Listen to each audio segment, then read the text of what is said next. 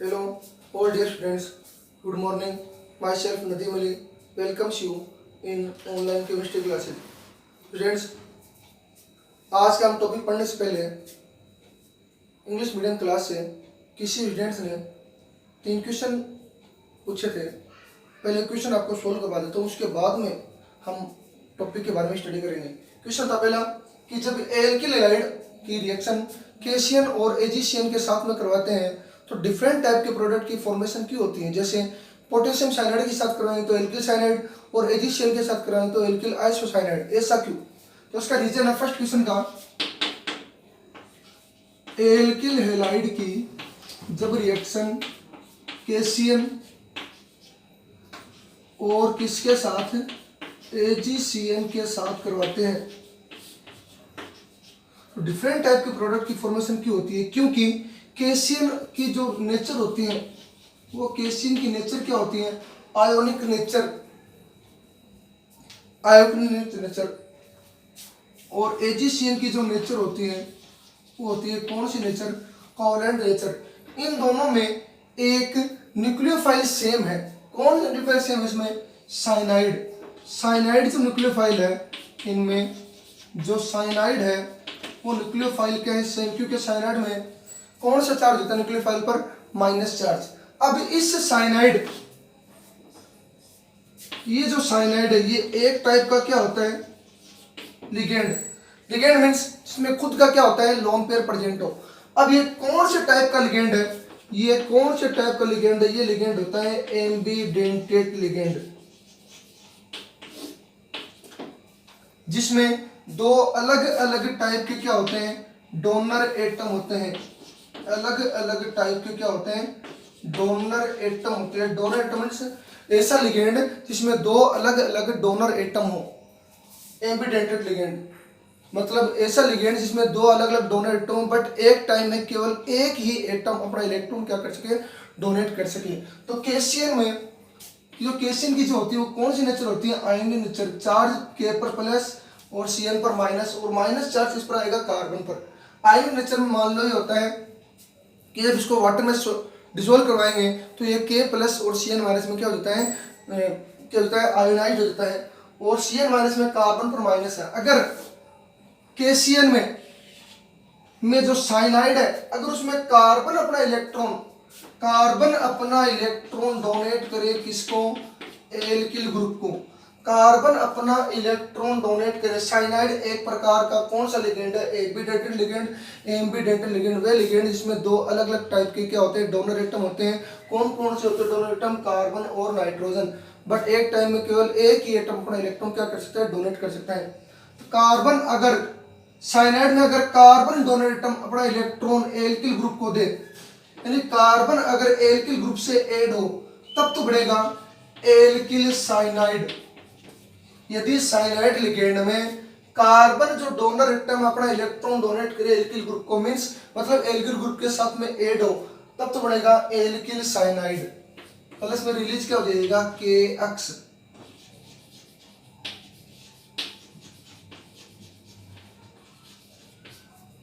अगर carbon donor atom अपना electron donate न करके नाइट्रोजन अपना लोन पेयर, ये कार्बन नहीं अब नाइट्रोजन, क्योंकि एजीसीएन में जो एजीसीएन की जो नेचर होती है कोवैलेंट नेचर होती है, इजीली बॉन्ड ब्रेक नहीं हो सकता। कोवैलेंट का मींस क्या होता है कि किसी मॉलिक्यूल में दो एटम का आपस में इलेक्ट्रॉन को शेयर करके जिस बॉन्ड की फॉर्मेशन होती है, कौन सा बॉन्ड होता है? Covalent bond. यदि कार्बन अपना इलेक्ट्रॉन डोनेट न करके कौन करे? नाइट्रोजन अपना लोन पेयर डोनेट करे। ये नाइट्रोजन अपना लोन पेयर डोनेट करे किसको? एल्किल ग्रुप को। मींस अगर एल्किल ग्रुप के साथ में कार्बन न जुड़कर कौन जुड़े? नाइट्रोजन। तो आर एन ट्रिपल बॉन्ड सी,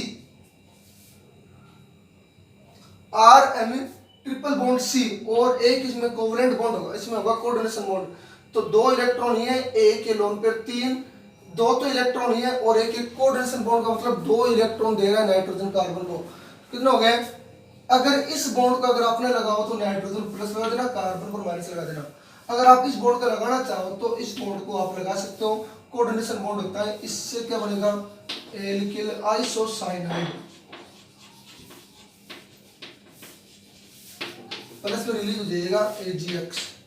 ये बॉन्ड कब ब्रेक होगा? जो नाइट्रोजन कार्बन, क्योंकि कार्बन और Ag के बीच वाला बॉन्ड ये ब्रेक नहीं होगा, क्योंकि कौन सी नेचर होती है? Covalent nature. इसलिए कार्बन अपना इलेक्ट्रॉन डोनेट नहीं करता, कौन करेगा? नाइट्रोजन अपना इलेक्ट्रॉन डोनेट करेगा। किसको? एल्किल ग्रुप को। मतलब R के साथ में कौन ऐड देगा? नाइट्रोजन। तो RNC, यानी साइनाइड में दो अलग अलग टाइप के डोनर एटम होते हैं, बट एक टाइम में केवल एक एटम अपना इलेक्ट्रॉन डोनेट कर सकते हैं। अगर कार्बन इलेक्ट्रॉन डोनेट करे तब तो बनेगा एल्किल साइनाइड। अगर नाइट्रोजन का लोन पे डोनेट करे एल्किल ग्रुप को तो बनेगा एल्किल आइसोसाइनाइड। तो ये आपको 10 के लेसन में समझा दिया था, वापस आपको रिपीट करवा दिया। दूसरा देखो आप क्वेश्चन। दूसरा क्वेश्चन था कि जो कार्बोक्सिलिक एसिड जो टॉपिक चल रहा है उसमें आपको फिजिकल प्रॉपर्टीज में से फर्स्ट पॉइंट करवाया था सोल्युबिलिटी। उसमें जो कार्बोनिल ग्रुप है उसकी पोलर नेचर कैसे होती है? देखो पोलर नेचर किसको बोलते हैं? ये होता है RC डबल बॉन्ड OH। इसमें पोलर नेचर क्या होती है? पोलर नेचर मीन्स होता है कि किसी मॉलिक्यूल में एक ऐसा ग्रुप जिस पर एक एटम पर प्लस और एक एटम पर क्या हो? माइनस चार्ज हो। तो इसमें पोलर नेचर ही है कि जो कार्बोनिल ग्रुप है, कार्बोक्सिलिक एसिड में जो कार्बोनिल ग्रुप है उस ग्रुप से क्या ऐड है? OH ग्रुप ऐड है। कार्बोक्सिलिक एसिड में कार्बोनिल ग्रुप से सिंगल बॉन्ड से क्या अटैच है? OH ग्रुप ऐड है। जबकि एल्कोहल में OH ग्रुप के पास में कार्बोनिल ग्रुप प्रेजेंट नहीं होता। तो इस जो OH ग्रुप की जो पोलैरिटी होती है इस कार्बोनिल ग्रुप के कारण होती है। उसका एक रीजन क्या है? पहला रीजन तो ये है कि कार्बोक्सिलिक एसिड में क्या प्रेजेंट होता है? रेजोनेंस प्रेजेंट होता है। देखो RC डबल बॉन्ड OH, ओजन अपना लोन पे यहाँ पर कौन सा बॉन्ड? डबल बॉन्ड या बॉन्ड ब्रेक हो जाएगा। तो RC single bond O minus charge, double bond OH, O पर कौन सा चार्ज रहेगा? Plus charge. आई बात समझ में? यानी कार्बोक्सिलिक एसिड में C डबल बॉन्ड O के पास कौन सा ग्रुप प्रेजेंट है? OH group. तो ओजन अपना लोन पर अगर कार्बन के साथ डबल बॉन्ड बनाने में अगला बॉन्ड ब्रेक हो जाएगा, क्योंकि अगर ये बॉन्ड बनेगा, ये बॉन्ड ब्रेक नहीं होगा, कार्बन की वैलेंसी हो जाएगी 5 और कार्बन की कभी भी वैलेंसी 5 नहीं होती। इसलिए एक बॉन्ड बनेगा, दूसरा बॉन्ड ब्रेक होगा। इस स्ट्रक्चर को बोलते हैं रेजोनेटिक स्ट्रक्चर। ये कौन सी स्ट्रक्चर होगी इसकी? रेजोनेटिक स्ट्रक्चर किसके? कार्बोक्सिलिक एसिड की। जबकि इसमें एल्कोहल में रेजोनेंस प्रेजेंट नहीं होता। बॉन्ड बनाएगा कार्बन के साथ में, वापस बॉन्ड कौन सा ब्रेक होगा? एक बनाएगा तो दूसरा बॉन्ड ब्रेक कैसे होगा? क्योंकि रेजोनेंस में एक बॉन्ड बनता है, दूसरा बॉन्ड ब्रेक होता है। आपने बनाई है रिएक्शन, रेजोनेंस खूब स्ट्रक्चर बनाई थी, क्लोरोबेंजीन की, नाइट्रोबेंजीन की वगैरह एग्जाम्पल खूब करवाए थे, आपको देख लेना फिनोल की। तो दूसरी बात है, पोलर नेचर का मतलब ये होता है सीधा सा आंसर कि RC डबल बॉन्ड OH, यानी कार्बोक्सिलिक एसिड में जो सेंट्रल एटम, जो सेंट्रल ग्रुप कौन सा है? C double bond O। ये कौन सा ग्रुप होता है? ये होता है कार्बोनिल ग्रुप। इस कार्बोनिल ग्रुप में कार्बन पर प्लस चार्ज और ओजन पर कौन सा चार्ज होता है? पार्शियल नेगेटिव, और कार्बन पर पार्शियल पॉजिटिव। और पोलर का मतलब होता है दो डिफरेंट पोल, प्लस और माइनस। ठीक है, ये हो गई इसकी पोलर नेचर। तीसरा क्वेश्चन था कि कार्बोक्सिलिक एसिड के बॉइलिंग पॉइंट में कार्बोक्सिलिक एसिड डाइमर फॉर्म में होता है। डाइमर का बता दूं मैं आपको क्या होता है कि हमने एग्जांपल लिया था alkane, ether, aldehyde, ketone, alcohol और कार्बोक्सिलिक एसिड। अब कार्बोक्सिलिक एसिड का लिया था, देखना RC डबल बॉन्ड OH। देखना कार्बोक्सिलिक एसिड में कार्बोनिल ग्रुप के पास ये होता है कौन सा group? Carbonyl group, C double bond O। इस ग्रुप के पास में क्या प्रेजेंट है? OH group. जबकि एल्कोहल में बता देता हूं, पहले कार्बोक्सिलिक एसिड में कार्बोनिल ग्रुप के पास में कौन सा ग्रुप प्रेजेंट है? OH ग्रुप प्रेजेंट है। कौन सा ग्रुप प्रेजेंट है? OH group. ये जो OH ग्रुप जिस ग्रुप के पास प्रेजेंट है वो ग्रुप कौन सी नेचर का है? पोलर नेचर का। अभी आपको बता दिया प्लस और एक पर माइनस। कैसे हो पोलर नेचर? जैसे ये बॉन्ड ब्रेक होगा, जैसे ये बॉन्ड ब्रेक होगा तो कार्बन पर प्लस आएगा और ऑक्सीजन पर कौन सा चार्ज आएगा? माइनस। कौन सी नेचर होगी? Polar nature. तो इजिली हम यहाँ से क्या कर सकते हैं? OH को रिलीज कर सकते हैं। क्या कर सकते हैं? OH को रिलीज कर सकते हैं, क्योंकि कार्बन पर पॉजिटिव और ऑक्सीजन पर माइनस, पोलर नेचर हो गई। पोलर नेचर क्या होता है? ये तो क्या होता है? मोर रिएक्टिव, ये क्या होता है? मोर स्टेबल, ठीक है ना। अब रिएक्टिव है, मोर रिएक्टिव। मैंने आपको न्यूक्लियोफिलिक एडिशन रिएक्शन समझाई थी। तो कार्बन से कोई न्यूक्लियोफाइल आकर ऐड होता है तो कहाँ पर ऐड होता है? जहाँ पर क्या कौन सा चार्ज है? Plus charge. और न्यूक्लियोफाइल पर कौन सा चार्ज होता है? Minus charge. इजिली ऐड हो सकता है। देखो कार्बोक्सिलिक एसिड में कार्बोनिल ग्रुप के पास में क्या प्रेजेंट है? OH group. तो वो OH जो ग्रुप है, जिस ग्रुप के पास प्रेजेंट है उसकी नेचर क्या हो गई? Polar nature. इसमें पोलरिटी आ जाती है, ध्रुवता आ जाती है, हिंदी में बोलते हैं। तो ये जो कार्बोनिल ग्रुप है, इसमें कार्बोनिल ग्रुप में जो नेगेटिव चार्ज वाला जो ऑक्सीजन है, नेगेटिव चार्ज वाला जो ऑक्सीजन है वो vapour phase, vapour state, solid state या लिक्विड स्टेट में अपने ही अन्य मॉलिक्यूल के साथ, क्योंकि ये कौन सा ग्रुप है? ये कौन सा मॉलिक्यूल है? Carboxylic acid. इस कार्बोक्सिलिक एसिड में OH ग्रुप के पास में क्या प्रेजेंट है? Carbonyl group. इसकी पोलरिटी या पोलर नेचर होती है। इसकी जब पोलर नेचर होती है तो ये जो OH ग्रुप हम इजीली रिलीज कर सकते हैं, जबकि एल्कोहल में ऐसा नहीं होता, क्योंकि इसमें कार्बोनिल ग्रुप प्रेजेंट नहीं होता। दूसरी बात, एल्कोहल में रेजोनेंस भी प्रेजेंट नहीं होता। तो कार्बोक्सिलिक एसिड में C double bond O group के पास में कौन सा ग्रुप प्रेजेंट है? OH ग्रुप प्रेजेंट है। तो C डबल बॉन्ड O के ऑक्सीजन का नेगेटिव चार्ज, इस ऑक्सीजन पर कौन सा चार्ज है? Negative charge. कार्बोक्सिलिक एसिड के अन्य मॉलिक्यूल के पॉजिटिव पार्ट कौन सा चार्ज होता है? हाइड्रोजन पर पॉजिटिव पॉजिटिव चार्ज। इसके साथ कौन से बॉन्ड की फॉर्मेशन करता है? इंटरमोलिक्यूलर। ये जो बॉन्ड होगा वो कौन सा बॉन्ड होगा? Intermolecular hydrogen bond. क्या समझे? कार्बोक्सिलिक एसिड में OH ग्रुप के पास क्या प्रेजेंट है? Carbonyl group. उसकी कौन सी नेचर होती है? Polar nature. तो कार्बोनिल ग्रुप में ऑक्सीजन, फर्स्ट कार्बोनिल ग्रुप का जो फर्स्ट कार्बोक्सिलिक एसिड जो मॉलिक्यूल, उसका ऑक्सीजन का नेगेटिव पार्ट, जो नेगेटिव पार्ट वाला जो ऑक्सीजन है वो कार्बोक्सिलिक एसिड के दूसरे मॉलिक्यूल के पॉजिटिव पार्ट वाले हाइड्रोजन के साथ में कौन से बॉन्ड से ऐड होता है? Intermolecular hydrogen bond. कौन कौन सी स्टेट में? वेपर, लिक्विड और सॉलिड स्टेट में।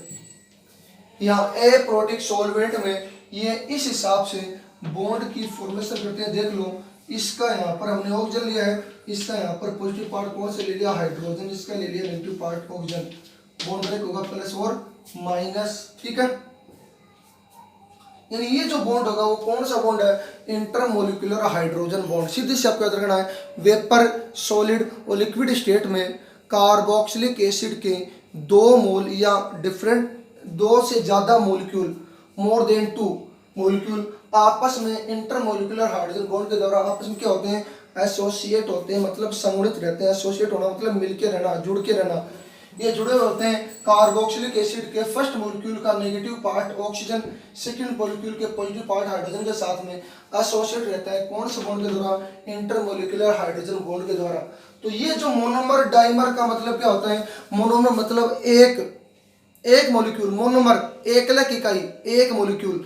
जबकि यहाँ पर कार्बोक्सिलिक एसिड के कितने मॉलिक्यूल है? 2 मॉलिक्यूल। तो तीनों स्टेट में, वेपर, सॉलिड और लिक्विड स्टेट में, इसके 2 मॉलिक्यूल आपस में मिलकर एसोसिएट रहते हैं। क्या रहते हैं? एसोसिएट होते हैं, एसोसिएट रहते हैं। अगर मैं R की जगह क्या लिखूं? CH3, R की जगह लिखूं CH3, तो किसका फॉर्मूला है? ये एसिटिक एसिड का।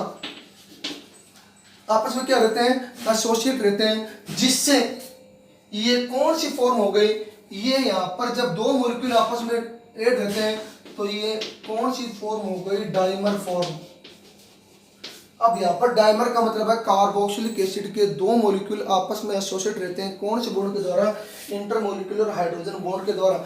जिससे हम अगर इसका मॉलिक्यूलर वेट निकाले एक मॉलिक्यूल का, मोलिकुलर वेट निकालें, एक मोलिक्यूल का मोलिकुलर वेट निकाले कितना होता है 60, यहाँ पर मोलिक्यूल कितने हैं 2, तो कितना हो जाएगा 120, डबल हो गया ना तो डाइमर फॉर्म हो गई।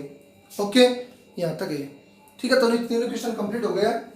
इसके बाद फिर भी अगर किसी स्टूडेंट्स को कहीं पर भी कोई भी प्रॉब्लम है, कोई भी टॉपिक में पीछे जो लेसन आपको स्टडी करवाए कहीं पर भी, तो आप वापस रिपीट कर सकते हो। वापस अगर आपको नहीं समझ में आए तो आप मुझे वापस कमेंट बॉक्स में लिखकर पूछ सकते हो। कमेंट बॉक्स में आपको लिखना जरूरी है।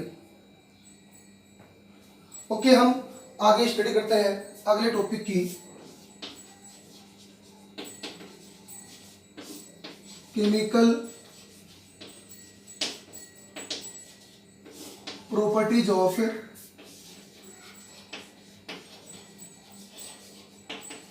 Carboxylic acid.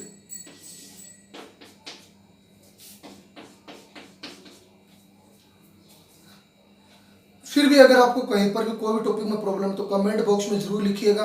आपको कोई भी टॉपिक कमेंट बॉक्स में जरूर लिखना है और वीडियो को ज़्यादा से ज़्यादा लाइक जरूर करना है। ठीक है ना, टॉपिक पूरा पढ़ना है। अब हम टॉपिक आगे स्टार्ट करेंगे, chemical properties of carboxylic acid. इसमें सबसे पहले कार्बोक्सिलिक एसिड में दो ग्रुप होते हैं, कौन कौन से, एल्किल ग्रुप और कार्बोक्सिलिक ग्रुप।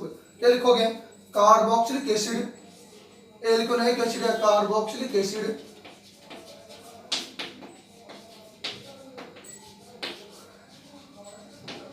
हैव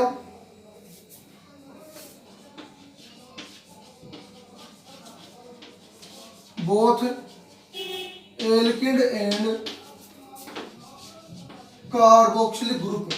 ठीक है, एंड कार्बोक्सिलिक ग्रुप। थस आगे लिखोगे, its chemical properties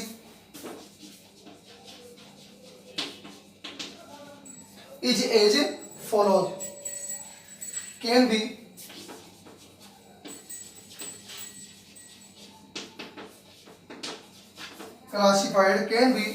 classified in the groups।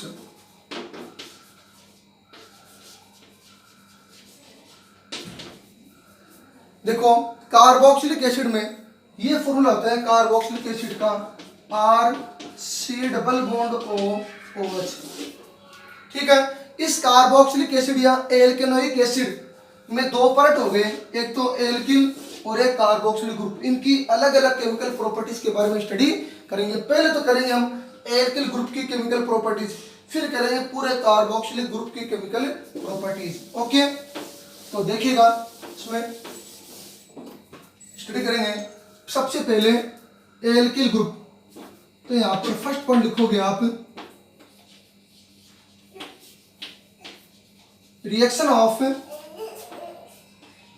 Alkyl group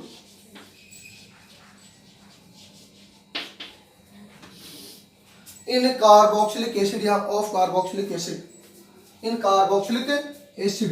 तो सबसे पहले कार्बोक्सिलिक एसिड में रिएक्शन पढ़े किसकी, केवल एल्किल ग्रुप की, आर ग्रुप की। ठीक है ना, तो उसमें सबसे पहली रिएक्शन होगी, एक ही रिएक्शन दे रखी है, hello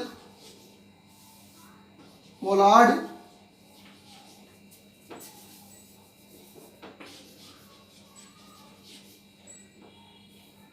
Zelensky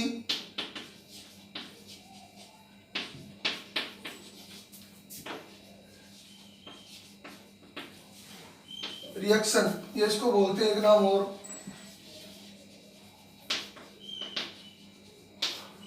halogenation. Hell Volhard Zelinsky reaction halogenation एक ही रिएक्शन है। क्या पढ़ते हैं इसमें, देखना इंपॉर्टेंट रिएक्शन है, HVZ रिएक्शन। क्या हो जाएगा इसका, HVZ reaction, Hell Volhard Zelinsky reaction. देखना, जब एल्केनोइक एसिड, ये कौन सा ग्रुप होता है, एल्फा, कार्बोक्सिलिक ग्रुप के पास वाला जो कार्बन होगा वो कौन सा कार्बन होता है, एल्फा कार्बन। जब इसका हेलोजिनेशन करवाए किसकी प्रेजेंस में, रेड फॉस्फोरस की प्रेजेंस में लो टेम्परेचर पर जब कार्बोक्सिलिक एसिड का या एल्केनोइक एसिड का हेलोजिनेशन हेलोजन के साथ रेड फॉस्फोरस की प्रेजेंस में करवाएं तो कार्बोक्सिलिक ग्रुप के पास वाले कार्बन पर हेलोजन का ऐड होना कौन सी रिएक्शन होगी? हेलोजिनेशन। किसी मॉलिक्यूल के साथ हेलोजन का ऐड होना कौन सी होती रिएक्शन? हेलोजिनेशन।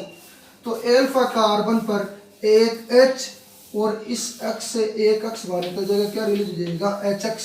यहाँ से एक एक हाइड्रोजन निकालते जाओ क्योंकि वे एल्केनोइक एसिड लेंगे जिसमें अल्फा कार्बन प्रेजेंट हो, यानी कार्बोक्सिलिक ग्रुप के पास में अल्फा कार्बन प्रेजेंट होना चाहिए, उस पर क्या होना चाहिए? Alpha hydrogen.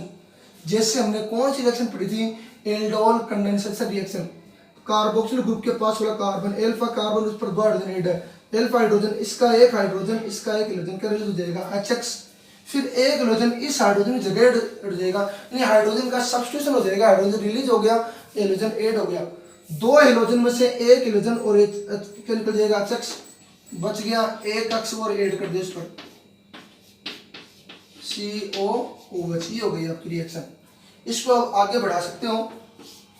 फिर आप हेलोजन के साथ में रिएक्शन करवा सकते हो रेड फॉस्फोरस की प्रेजेंस में, तो फिर एक X दोबारा और एक यहाँ से H क्या रिलीज हो जाएगा? HX। फिर एक हेलोजन वो किस पर हो जाएगा? अल्फा कार्बन पर, क्या हो जाएगा? RCXXCOOH। Mono hello acid. Mono मतलब एक हेलोजन, मोनो हेलो मतलब एक हेलोजन, एसिड मतलब कार्बोक्सिल ग्रुप प्रेजेंट है। इसमें कितने हेलोजन है? दो। कौन से कार्बन पर? अल्फा। तो रहेगा alpha dash die hello acid,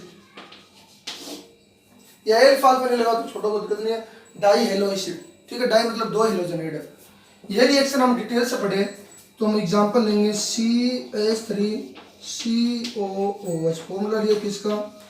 acetic acid का।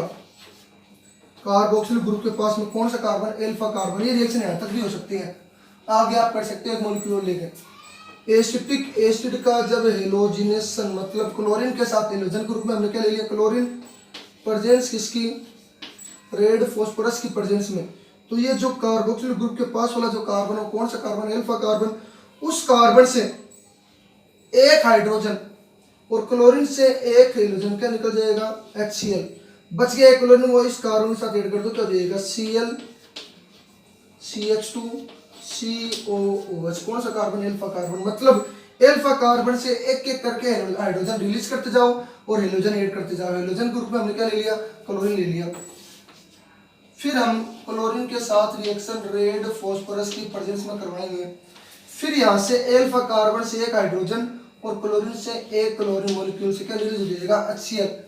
फिर इस कार्बन के पास तीन हाइड्रोजन थे, एक रिलीज कर दिया, दो हाइड्रोजन एक और रिलीज कर दो, कितने बन जाएंगे? एक हाइड्रोजन।